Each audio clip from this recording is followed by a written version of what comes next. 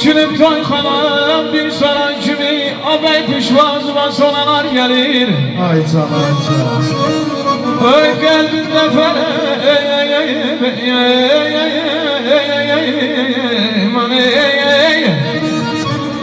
Qəlbində fərə, dilimdə yanmış bir şey yok, saslı nənələr gelir. Ay sənə yarzım budur bol bol sədət, həyatın gülacıb olsun tərəvədə. Ay sənə yarzım budur bol bol sədət, həyatın gülacıb olsun tərəvədə. Sən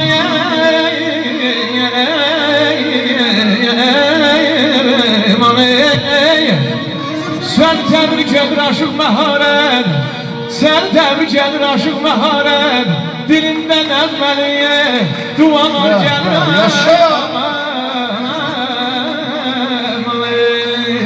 Buyur başkanım. Çəmən güllərindən dəstə bağlayıb. Aycan. Gəlmişik toyva sənin təzə bəy. Arzumdur həmişə toy qismət olsun, Azəri xalqına görüm təzə bəy. Kazım, bir bax, gülür məclis saadətinlə. Doludur bu sinem, məni də dinlə.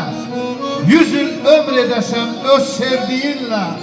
Baxanlar həsədlə baxsın təzə bəy. Ay, oğlu qızın vədəsində dil açsın. Baxçon bar gətirsin, ay Allah, bağın gül açsın. Qoy qafı xeyir işə el atsın.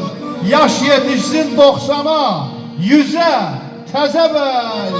Məhdud olmağın yan çox da yazan bahara, adət eylə həm çoğmuna həm qara. Yaraşmasa boy buxunca yar yaram, könül gərəyə, o küplə yaraşsın ölürəm.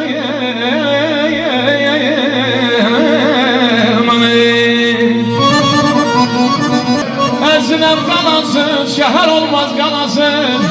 Allah'tan bir arzum var, Allah Kazıma bir evlad əta eləsin.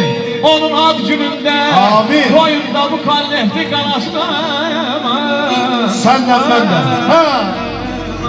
könüllərə məlhəm olan, nurlu güneş ayış verən, gözəlliyi yadda qalan, gözəlliyi yadda qalan.